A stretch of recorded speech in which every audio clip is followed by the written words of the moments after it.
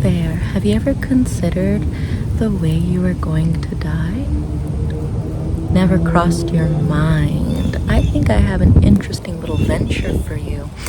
Why don't you and I look at my little options list to see if there's anything that might titillate your mind for the future, you could say.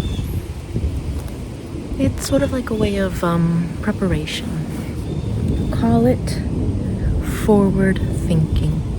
My assistant here, Annabelle, is just going to kind of supervise our little interaction. Sometimes people can get quite emotional when it comes to these deals, you could say, that it's best that she just sort of monitor what's going on. Now, with that being said, have you ever given thought to the manner in which you seek to leave this terrestrial realm? You've never considered it. That's so strange. What a strange and absolutely bewildering concept. You've never given mind to your mortality? Well, let's put it this way. Would you rather live a long and old life with your loved ones all around you, but knowing that you've probably outlived many of your friends, you've maybe outlived your true love who you met since very young, who you watched grow old with you, your life companion, your husband or wife?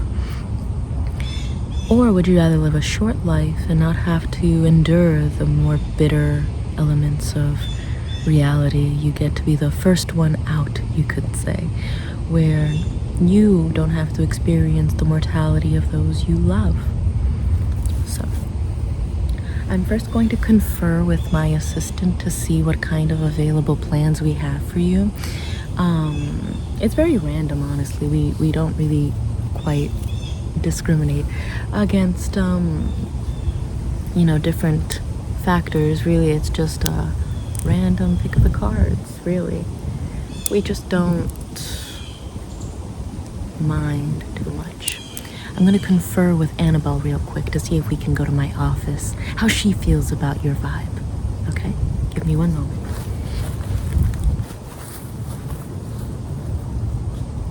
Annabelle, what do you think about us discussing different plans with this person here? Do you think that it would be a wise idea to discuss different plans or ideas with them? I think so too. I think we should discuss perhaps what would you specifically recommend? Yeah, what would you specifically recommend for this person? I would say honestly, I would maybe recommend an Ophelia type death. Kind of like breaking a tree branch and then falling into the water. What do you think? Yeah, that's a good idea. What about growing old? It's not on the cards for them? Interesting. Okay. Let's further discuss it in my office then. Oh, Annabelle says we're gonna discuss my ideas in my office. Yeah. Follow me. So we're deciding on a little bit of a swim for your death. It looks like you're gonna take a little dive when it comes to your passing. Yeah. Unless you wanna get bitten by a gnat or a mosquito maybe. That could give you malaria, and then given that you now have malaria, you could die from that. Yeah. Would you like to peruse the different bodies of water that you could drown in? Would you like to peruse that? Yeah, we have many here. We could have you drown in an ocean. We could have you drown in a lake, a river, a pond, a man-made pond, a grotto. You could go spelunking, drown in a little puddle of water that kind of starts to increase while you're underneath a rock that you can't move out of. That's probably the worst way to go, honestly. I would much rather just drown in the ocean. We could have you drown in your own bathtub even. There's many options to choose from here. Do any of them kind of pique your fancy more than the other? Yeah. You have some preferences, is what I'm gathering. Very interesting, very good. Okay, how about we draw these preferences out so that way we can work with a nice chart. So we're gonna use this as sort of tools to measure out our charts. Here we have multiple choices, multiple options. Keep with me here. We only use the language which is intelligible to all creatures on Earth, mostly because we're discussing death, which pretty much has to remain intelligible to all creatures on Earth. We want to make sure that there is no misunderstanding about what you're choosing. We don't really like playing tricks, mostly because death feels like a trick, despite being so obvious and blunt. So the first little option we have here is we could basically go out, you could say, in a bathtub. Now, if you would like the more comfortable at-home approach, this might be something that appeals to you. It's something that doesn't mean you would have to be too risky or adventurous to do. It probably means that you're already unconscious when you're going out that way. And I mean, what a more comfortable way to go than in your sleep. Now, the next one we have is in a man-made pond. This I would not necessarily recommend. It's a little bit confusing, to say the least. Most people don't understand that if you hop into a man-made pond or pool, it's not like hopping into a pool. There's things at the bottom that'll latch on, wrap itself around your legs or arms or any part of you, and it'll be very difficult to swim away from that because it's very murky, very dark waters. This is something that I think probably claims a lot of people, disproportionately so from the other options, due to that ignorance that people have around this option. However, if you decide that you just want to be a little moronic one day, then you could always just hop on this option and then take yourself out, basically. Now, the next option we have, this one is a little more romantic, I would say.